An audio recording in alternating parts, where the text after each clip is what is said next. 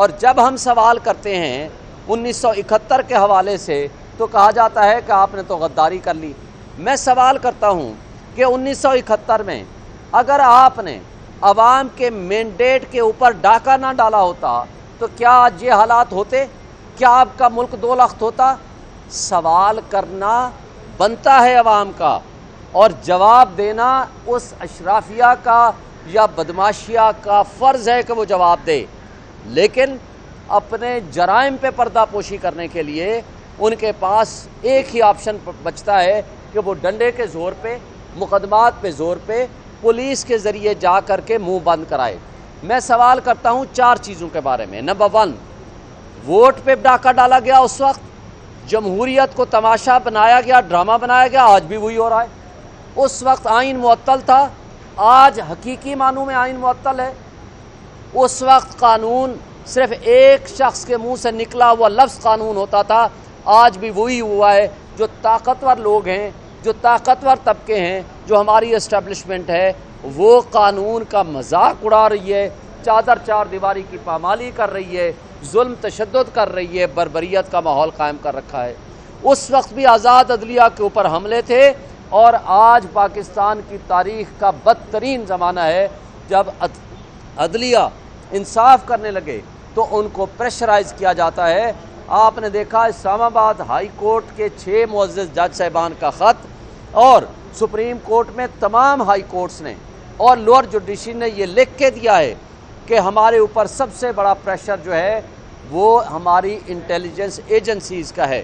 اور ان کی وجہ سے ہمارے لیے انصاف کے راستے میں رکاوٹیں ہیں، اور جب ہم ان کو ریفیوز کرتے ہیں تو ہمیں لائف تھریٹس آتی ہیں۔ میں سمجھتا ہوں کہ وہ 4 چیزیں جو اس وقت تھیں آج بھی وہی ہیں۔ ہم یہ مطالبہ کرتے ہیں کہ زندہ قومیں ماضی کی غلطیوں سے سبق سیکھ کے آگے چلتی ہیں، لہٰذا کسی بھی تہذیب یافتہ اور جمہوری ملک میں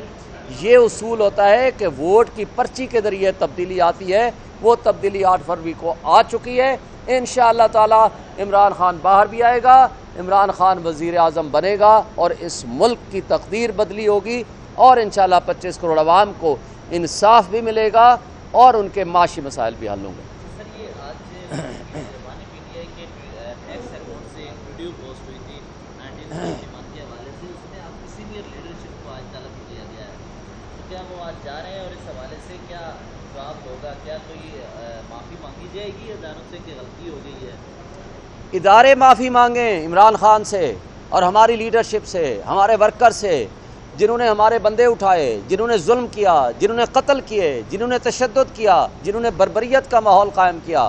جنہوں نے اس ملک کے نظام انصاف کو ردی کی ٹوکری میں ڈالا، جنہوں نے فارم 45 کے مطابق ہم جیتے ہوئے لوگ تھے، ہمارے مینڈیٹ پہ ڈاکہ ڈالا، اور انہوں نے اٹھا کر کے ان ڈاکوؤں اور چوروں کو مسلط کر دیا جو میرا اور آپ کا پیسہ تو چرا کے لے گئے تھے، اب عوام کے مینڈیٹ پہ بھی ڈاکہ ڈالا ہے۔ اس کے فیسیلیٹیٹرز کون ہیں؟ اگر اسٹیبلشمنٹ ان کی فیسیلیٹیٹر نہ ہوتی تو ایک دن بھی ان کا اقتدار باقی نہیں رہ سکتا تھا۔ جیسا کہ کل آپ نے سنا، الیکشن کمیشن آف پاکستان نے اسلام آباد کے 3 حلقوں میں ان کٹ پتلی اور ناجائز MNAs کی ٹرانسفر اپلیکیشنز کو ایڈمٹ کرتے ہوئے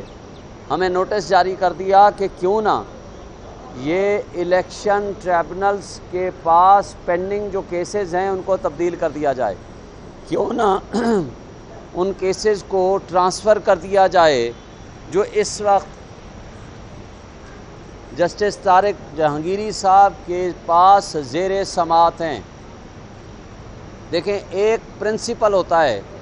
انگریزی میں کہتے ہیں نو ون کین بی اے جج آف ہز اون کاز۔ دیکھیں، اس جرم میں جو جرم فارم 47 کی ٹیمپرنگ، فارم 45 کی ٹیمپرنگ اور فراڈ میں جو ملوث ہے، کرپٹ پریکٹسز میں ملوث ہے، نمبر 1 ریٹرننگ آفیسرز جو اسی الیکشن کمیشن نے بنائے، نمبر 2 یہ کٹ پتلی MNAs جنہوں نے ووٹ کے اوپر ڈاکہ ڈالا ہے، number 3 election commission of Pakistan. میرے کیس میں کنسولیڈیشن پروسیس بقول الیکشن کمیشن کے اور ریٹرننگ افسر کے 12 کو ہوا، یعنی فارم 48 اور 49 بعد میں ہوا، نوٹیفیکیشن 11 تاریخ کا ہے۔ اب جس نے جرم کیا ہو تو کیا وہ اپنے اس کیس کا فیصلہ خود کرے گا، جس کو کہتے ہیں نو ون کین بی اے جج آف ہز اون کاز۔ یہاں اس کیس میں سچویشن یہ ہے کہ جنہوں نے جرم کیا ہے، یعنی الیکشن کمیشن، ریٹرننگ آفیسر اور طارق فضل، تینوں نے جرم میں حصہ دار ہیں۔ اب جو شریک جرم ہیں وہ یہ فیصلہ کریں گے کہ ہمارے کیس کا فیصلہ کون سا جج کرے۔ یہ جو آرڈیننس آیا ہے اس کٹ پتلی حکومت کی شکست کا منہ بولتا ثبوت ہے، اور الیکشن کمیشن نے جو کل آرڈر پاس کیا ہے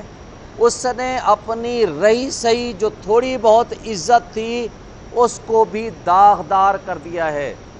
میں انشاءاللہ اس بارے میں سوچ رہا ہوں سنجیدگی کے ساتھ اس الیکشن کمیشن کے خلاف سپریم جوڈیشل کونسل میں پٹیشن فائل کروں گا، کیونکہ انہوں نے نہ صرف جرم کیا ہے بلکہ اس جرم کو پردہ پوشی کرنے کے لیے اسی کیس کے اوپر انہوں نے کاگنیزنس لے لی ہے، جو کہ انلیگل ہے، ان لافل ہے، آئین کی خلاف ہے۔ دوسری بات جو سب سے بڑھ کر ہے کہ کیا ایک ہائی کورٹ کے چیف جسٹس کے نامینیٹڈ جج کے اوپر یہ الزام لگا دینا کہ آپ کیس کا فیصلہ جلدی کرنے لگے ہیں، اور یہ گراؤنڈ ہے کہ جناب اس سے کیس ٹرانسفر کرا دیا جائے۔ الیکشن پٹیشن کو 180 دن میں ڈیسائیڈ کرنا ہوتا ہے، یعنی 6 مہینے میں۔ الیکشن پٹیشن کو آج کوئی 2 مہینے سے زائد عرصہ ہو چکا ہے، اور ابھی تک کسی ایک کینڈیڈیٹ نے بھی اپنا جواب جمع نہیں کرایا، اور جج نے کہا کہ اپنے آپ فارم 45 لے آئیے، لیکن ابھی تک وہ نہیں جمع کرا سکے۔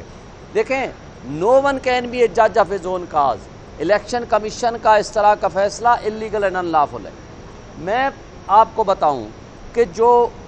ووٹ کے اوپر ڈاکہ اور چوری ہے وہ اسی طرح ہے کہ جس طرح کسی پراپرٹی پہ ڈاکہ اور چوری ہوتی ہے۔ یہ ڈاکہ تو قابل قبول ہو سکتا ہے کیونکہ کسی ایک انڈیویجول کا ہوتا ہے۔ یہ ڈاکو جو آج مسلط ہیں پہلے میرا اور آپ کا مال اٹھا کر کے یہاں ملک سے باہر لے جاتے تھے، جو آپ نے دیکھا سرے محل کی صورت میں، ایون فیلڈ اپارٹمنٹ کی صورت میں، اور آج دبئی لیکس کی صورت میں آ چکا ہے۔ اور اس کے بعد اب چونکہ ان کے ہاتھ کسی نے نہیں روکے، اب یہ عوام کا ایک حق ہے، وہ ہے حق حکمرانی، حق نمائندگی وہ عوام کے پاس ہے کہ کس کو حق ملنا چاہیے، کس کو نہیں ملنا چاہیے، وہ بھی انہوں نے اپنے ہاتھ میں لے لیا۔ یعنی رات کی تاریکی میں وہ فیصلے جو عوام نے کیے تھے ان کو اٹھا کے ردی کی ٹوکری میں پھینک دیا، اور جو ووٹ کا ڈاکہ ہے وہ اسی طرح ہے جس طرح کچے کے ڈاکو وہاں ڈاکہ زنی کرتے ہیں، اور ان ڈاکو کو، کچے کے ڈاکو کو دیکھتے دیکھتے یہ جو پکے کے ڈاکو ہیں انہوں نے عوام کی نہ صرف جیب پہ ڈاکہ ڈالا ہے بلکہ عوام کے جو حق حکمرانی ہے اس پہ بھی ڈاکہ ڈال دیا ہے۔ یہ 5 سال بعد ملتا ہے ہر اس شخص کو جو پاکستانی 18 سال سے زائد عمر کا بندہ ہے، اور ان سے وہ حق چھیننے کا مطلب ہے کہ اس ملک میں انتشار پیدا کریں، معاشی عدم استحکام پیدا کریں، سیاسی عدم استحکام پیدا کریں، اور اس کا نقصان ہمارے ملک کے 25 کروڑ عوام کو ہوگا۔